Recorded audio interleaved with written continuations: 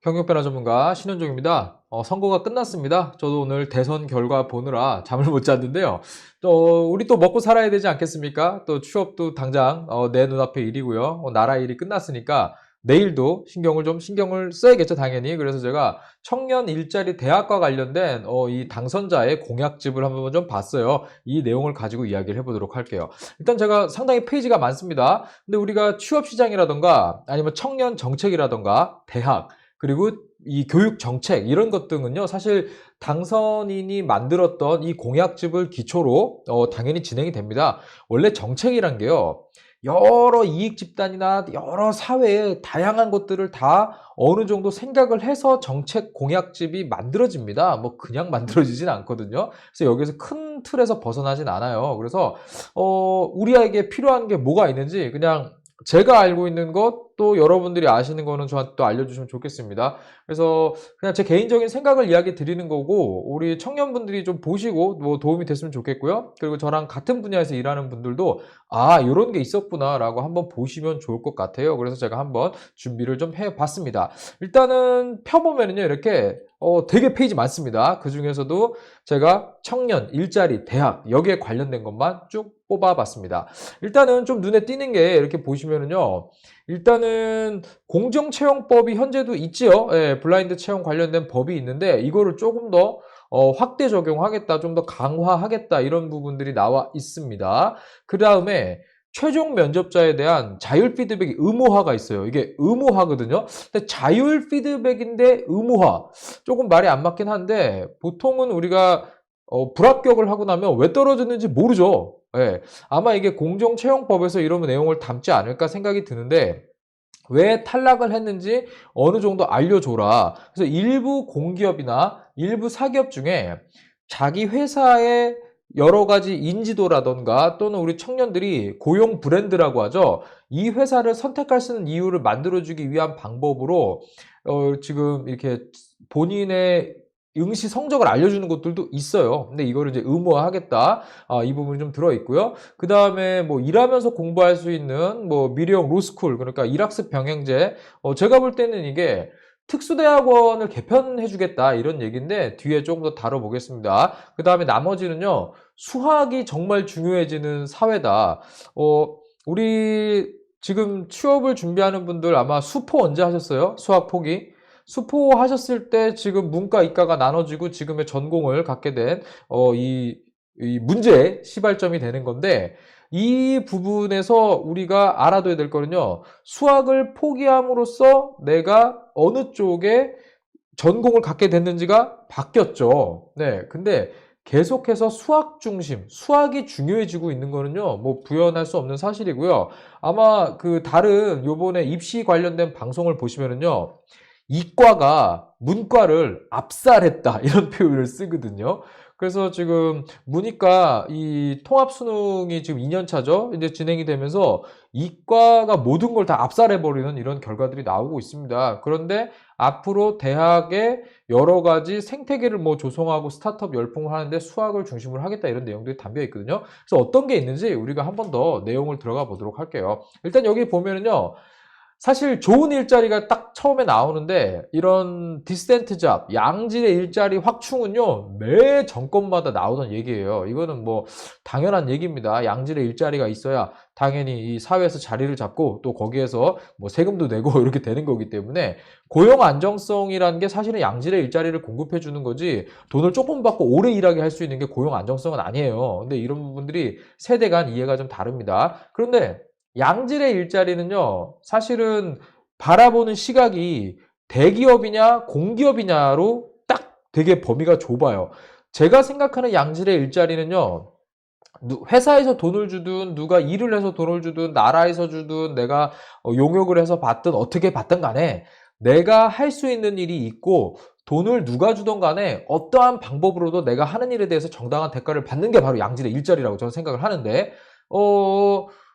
보통 이 양질의 일자리는 사실 일반적으로 생각할 때는 대기업을 다니거나 공기업을 다니는 걸 의미를 하는 거죠. 그런데 여기 읽어보면 밑에 이제 강소기업으로 이렇게 마무리가 되거든요. 뭐가 좀 안 맞죠? 근데 아마 이 부분은 다른 아이디어가 있으시겠죠? 그래서 저는 일단 좀 기대를 해보겠습니다. 자, 그 다음에 내용을 좀 더 들어가 보면요. 고용 서비스 혁신 부분이 나오는데, 현재 이 여러분들 아마 경험이 있으신 분들 있을 텐데, 뭔가 내가 취업이나 아니면은 직업 교육이나 이런 것 등을 받기 위해서는요, 워크넷이라는 사이트에 등록을 해야 되고, 막 HRD넷이라는 데서 검색을 해서 거기를 허브 삼아서 찾아보고 이렇게 해야 되거든요. 근데 이런 것들이 되게 수동적이에요. 그러니까 안 하면 안 되는 것처럼 되어 있고요. 사실 거기에서 뭔가 이렇게 많은 도움을 받는 경우는 잘 없거든요. 그래서 학생들이요, 고등학교 때부터 대학교 때까지 워크넷 이런 거 서비스를 어떻게 써야 되고, 뭐 거기에서 직업 흥미도 검사를 뭐 하고 이런 것들을 배우게 하는데, 그게 실제로 취업에 도움이 되니? 이렇게 물어보면은요, 글쎄요, 이런 얘기 진짜 많이 하거든요. 아마 이런 거를 알고 있는 것 같아요. 이 공약집 내용을 보면은요.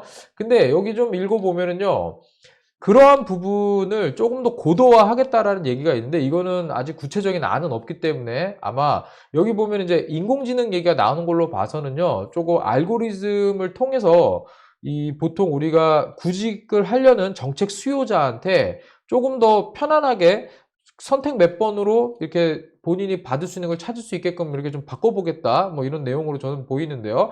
근데 여기 보면은요, 고용 서비스의 전문성을 제고하겠다는 얘기는요, 현재 이게 지난 한 10년 동안 꾸준히 바뀌어온 건데, 여러분들이 알고 있는 고용 노동지청에서 근무하면서 상담을 해주시는 분들이나 우리 학교에 나의 취업을 도와주는 컨설턴트 선생님들이 계세요. 자, 이분들이 기본적으로 직업 상담사 자격을 가지고 일을 하시고 계신데, 일을 하는 곳마다 다 틀려요. 그러니까 이 사람이 가진 권한, 업무 영역, 행정에서 얼마만큼 이 자기가 일을 할 수 있는지에 대한 부분이요, 천차만별이에요. 거기에다가 고용 안정성 문제가 있죠. 예전부터 이런 말이 있었어요. 내가 월급을 얼마 받고 일을 하는데 한 학생이 취업을 도와줘서 이 학생이 삼성에 취업을 빡 해요. 그러면 내가 받고 있는 월급의 몇 배를 얘는 받게 되거든요. 나보다 어린데.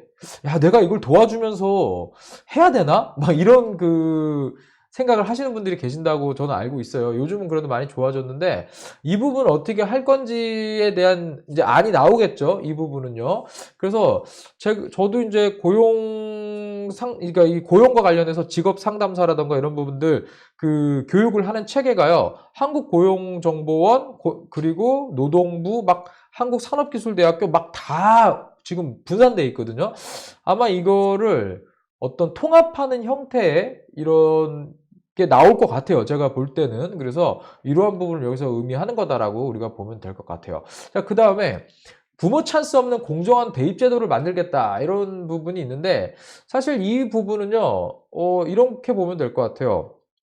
학생들 물어보면은요, 좀 상위권 대학 학생들 대부분 사실 입시 컨설팅 받아요. 근데 또 상위권 학교로 오지 않을 경우에는요, 이런 입시 상담하는 데서 또 왜 오셨어요? 이러거든요. 그래서 보통은 상위권 대학에 온 학생들이 전형 방법이 워낙 다양하고 그러기 때문에 고등학교 때부터 사실 본인의 진로 교과 과정이라던가 이런 부분을 어느 정도 컨설팅을 통해서 받으면서 준비를 하는 사람들이 당연히 있습니다. 자, 그런데 이 교습행위라고 하죠.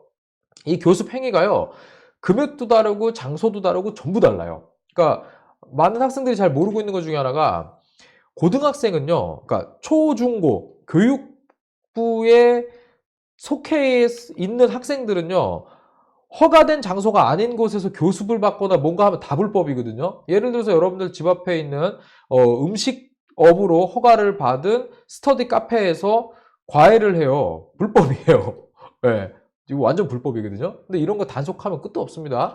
근데 이런 부분을 아마 좀 지금 강화하겠다. 예, 입시비리 암행어사제, 원 스트라이크 아웃제, 막 이런 거 나오죠. 아마 이거는 대학에서 입시를 할 때 투명하게 학생을 선발하고 있는지를 보겠다라는 얘기거든요. 근데 아마 이런 부분이 물론 대학에도 적용이 되겠지만, 대입 제도 안에서는요, 이런 사교육도, 네, 관련이 당연히 있지요. 그렇기 때문에 아마 이 부분에 대해서는 대학이나 사교육 다 조금 준비를 해야 되는 부분이다, 이렇게 보여지고요. 그 다음에 메타버스 기반 대입 진로 진학 컨설팅을 제공한다고 되어 있는데, 많은 학생들이 대학 들어올 때 크게 도움을 못 받았어요라고 얘기를 하는데 사실 매 교육청마다 입시 관련된 진학 지도 자료가 다 나오고요.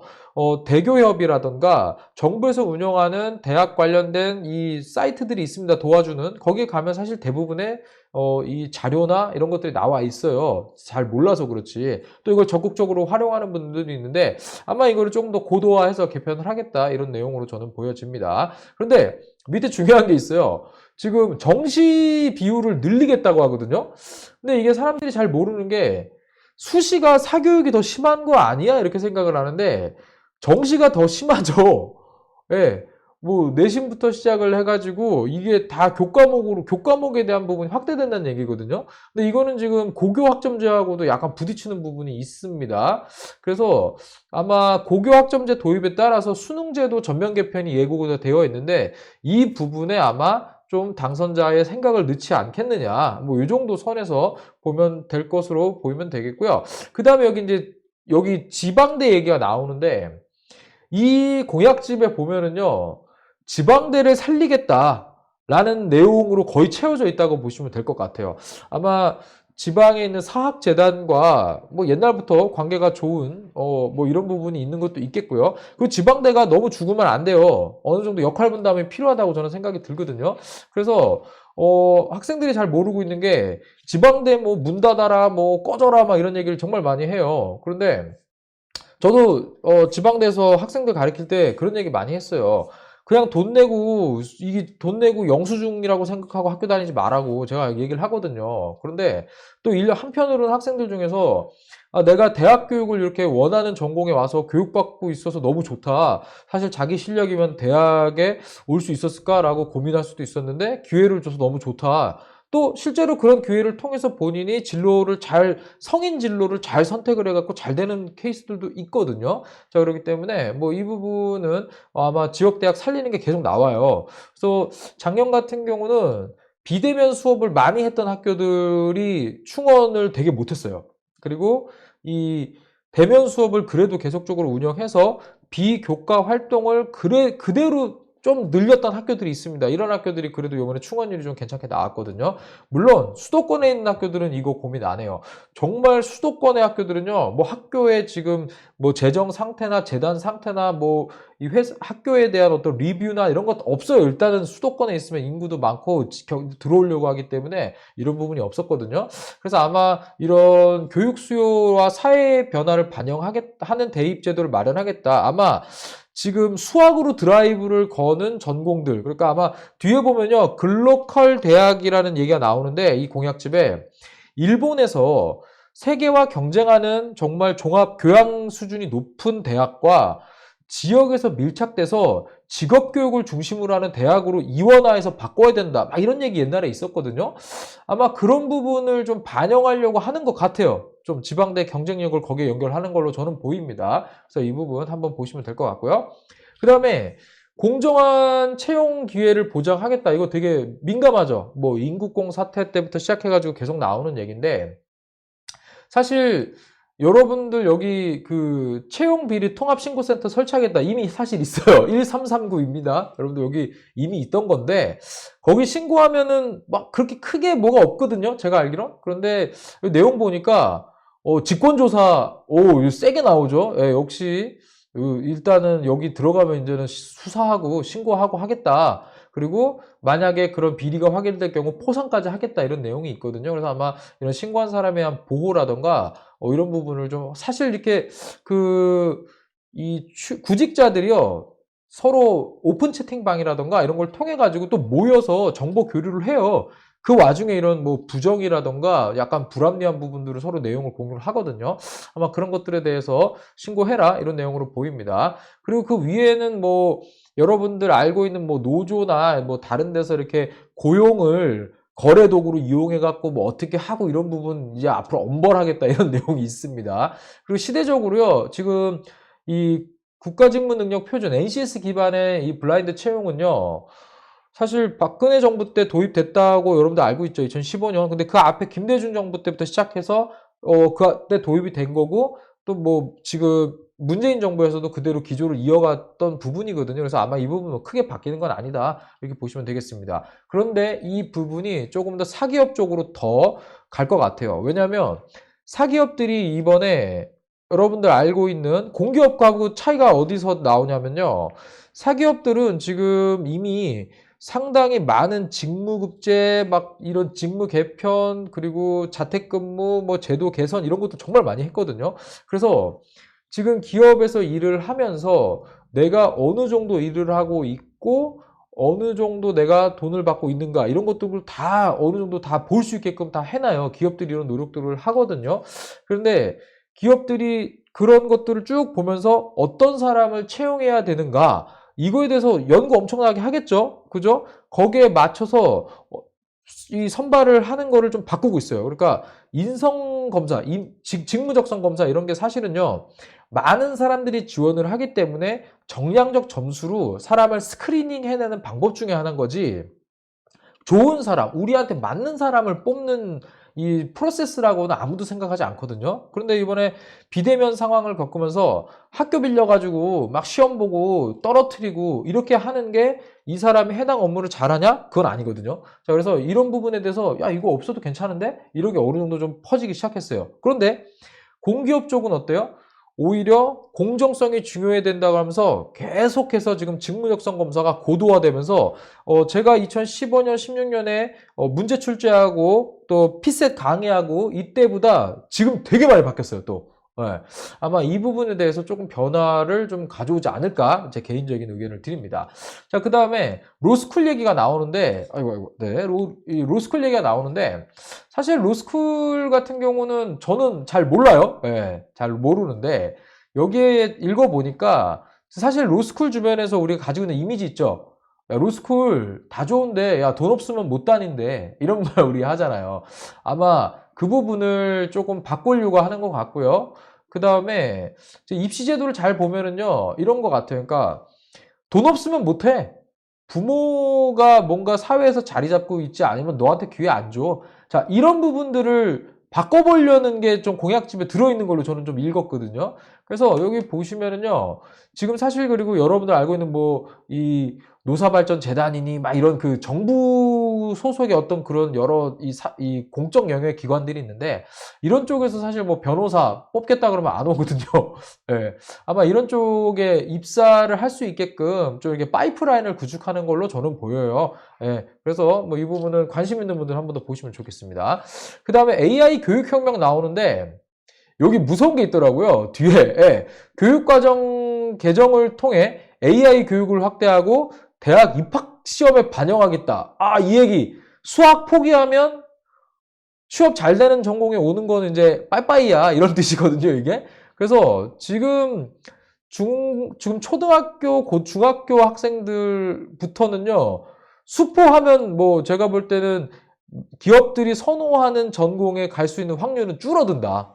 예, 수포 이꼴, 문과 이꼴, 앞으로 취업하기 좋은 전공에 갈 수 있는 확률은 거의 없다. 뭐 이렇게 저는 읽혔어요. 네.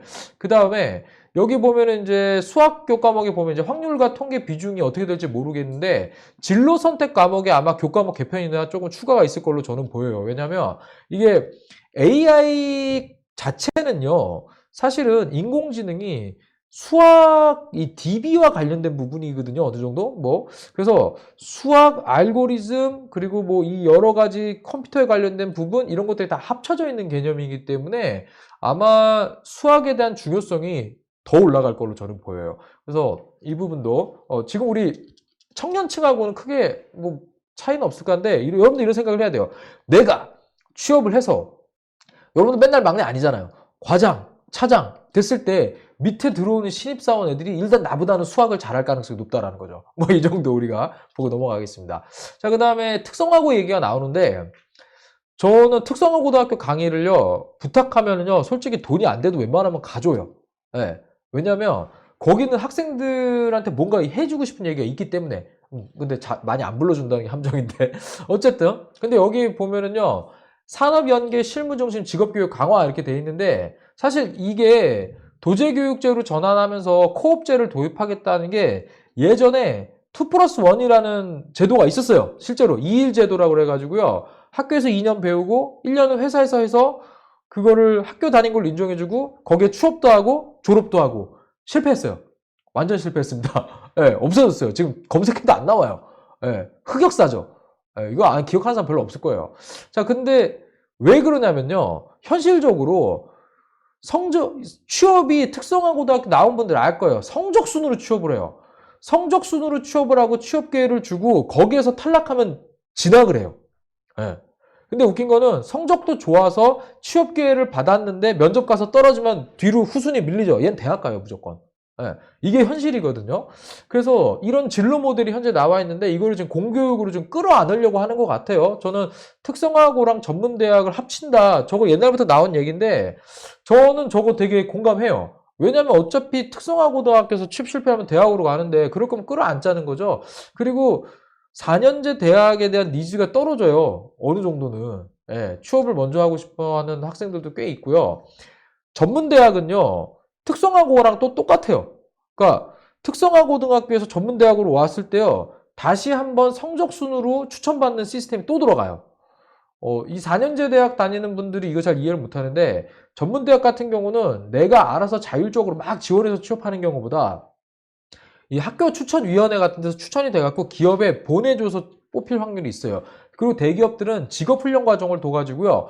그 직업훈련 과정에 들어오는 학생들을 전문대에서 추천을 받은 학생들 중에서 면접과 시험을 보고 또 선발하는 구조거든요. 자, 그렇기 때문에 저 부분 같은 경우는 저는 좀 이런 부분은 좀 필요한 건데 이제 아마 시작이 되는 걸로 좀 보입니다. 그 다음에 전문대학에서 이제 평생 직업을 할 수 있는 평생교육원 설치라던가 뭐 그 안에서 아마 뭐 내일 배움 카드 쓰게 하는 거라던가 이런 부분에 대해서 조금 더 확대를 하려는 걸로 보여요. 자, 그 다음에 공사 공호에 보면 뭐 대학 막 얘기 나오거든요. 여기 공약집 228페이지. 제가 다 봤어요. 근데 이거 그냥 뭐 어렵게 생각하지 마세요. 그냥 지방대학 살리겠구나 이런 얘기거든요. 그래서 좀 읽어보면은요. 뭐 메타버스 막 얘기 나오는데 뒤에도 보면은 또 지방대 얘기가 나와요. 근데 결국은요. 지금 기업이 대학에 이 투자를 하거나 기업을 세우거나 뭔가 계약학과를 만들거나 이런 부분들 되게 좀 어려운 부분들이 있거든요. 그런데 지금 아마 서울권의 학교에 다니는 학생들은 당연히 우리 학교에 기업 이름을 딴 무슨 신세계관 막 무슨 삼성관 이런 거 있으니까 뭐 당연히 기업들이 우리 학교에 투자하는 거 아니야 대학에 이렇게 생각하는데 조금만 내려가 보세요. 없어요 그런 거. 예. 근데 지방대에서도 문제가요. 학교에서 뭔가 특성화하려고 그러고 개편하려고 그러면요. 당장 밥그릇 싸움 나요 교수님들. 왜냐면 대학 교수가 테뉴어라고 그래가지고요. 정년을 보장하는 교수가 있는데 팩과에 의한 교수직 퇴사는 가능하거든요. 그러다 보니까 인원이나 이거 조정하려고 그러면요. 바로 피켓 들고 나와요. 예. 근데 이 얘기는요. 저는 이렇게 생각했어요. 야, 그만 밥그릇 싸움 하고, 그만하고, ICT 수학 중심의 학과로 전환해서, 현재 알고 계시죠? IT 관련된 인력에 대한 수요가 완전히 예측이 빗나가가지고요. 지금 대학 과정, 어떤 은행에서는요, 이 삼성의 사피라는 과정이 있어요. 그러니까 이 IT 관련된 전공을 하지 않았더라도 이 교육 과정을 통해서 IT 이 디벨로퍼가 될 수 있는 과정을 이 사교육으로 운영을 하는 거죠. 여기 출신은 우대하겠다. 이 정도까지 나와 있는 게 이게 지금 대학 교육이 엄청 현실에 안 맞거든요. 아마 이런 부분에 대해서 저는 전환해 얘기하기 전에 뭐 이런 느낌을 받았습니다. 자, 근데 여기 보면 특구 지정이나 리쇼어링을 지방으로 유도하겠다는 말이 있거든요. 리쇼어링은요, 해외로 나갔던 기업이 국내로 리턴할 때 혜택을 주는 걸 말하는 겁니다. 근데 여기 보면 결국은 이 클러스터를 만들겠다, 그 안에 뭔가 만들겠다는 다 결국 지방이 한다는 얘기예요, 이게. 그래서 원래 지방에 일자리가 있어야 젊은 애들이 내려가는 건 맞거든요. 그래서 아마 이거 문턱을 좀 낮추는 여러 가지 행정 지원을 지금 예고를 하는 걸로 보여요. 결국 이것도 지방대학 살리기인데 지금 지방대학이 사는 방법은요. 일단 밥그릇 싸움 못하게 해야 되고요. 좀 학교에 좀 이게 제가 할 말이 많아요. 이 부분에 대해서. 근데 좀 말 조심하겠습니다. 그런데 기본적으로 지방대가 살리려면요. 학생들한테 교비를 그러니까 엉뚱한 데 돈 쓰지 말고요. 교비를 많이 쓰고 학생들이 진짜로 어차피 좋은 대학에 어떤 내가 대학의 버프발로 사회 나가겠다라는 생각이 그렇게 많지는 않은 상태에서 들어오기 때문에 취업이나 진로를 잘 찾아갈 수 있는 과정을 정말 잘 만들어주면 되거든요. 근데 이런 부분에 있어서 관심이 없어요. 관심이 없어요. 예, 노관심. 예. 이런 부분, 말하면 끝도 없는데, 제가 뭐 그냥 이 정도만 얘기를 하겠습니다. 자, 그 다음에 계속해서 공약집에 나오는 게, 지역경제 활성화에서도 지방대학이 나오거든요. 이게 되게 심각하거든요, 실제로. 그래서 아마 여기 보면은요, 최근 뭐 어떤 대학이 지원을 못 받네 어쩌네 하면서 아마 기사를 많이 보셨을 거예요. 자, 근데 이 부분에서 꽤 유명한 대학인데 정부 지원을 못 받게 되었다. 이 얘기는요, 정부에서 특성화안을 만들어 와 라고 했는데, 그거에 대해서 뭐 우리는 원래 잘해 이러고 그냥 별 생각 없이 썼다가 이제 빵 간 케이스인데요. 지방 대학을 나왔을 때 학생들이요, 기본적으로는 취업을 해요.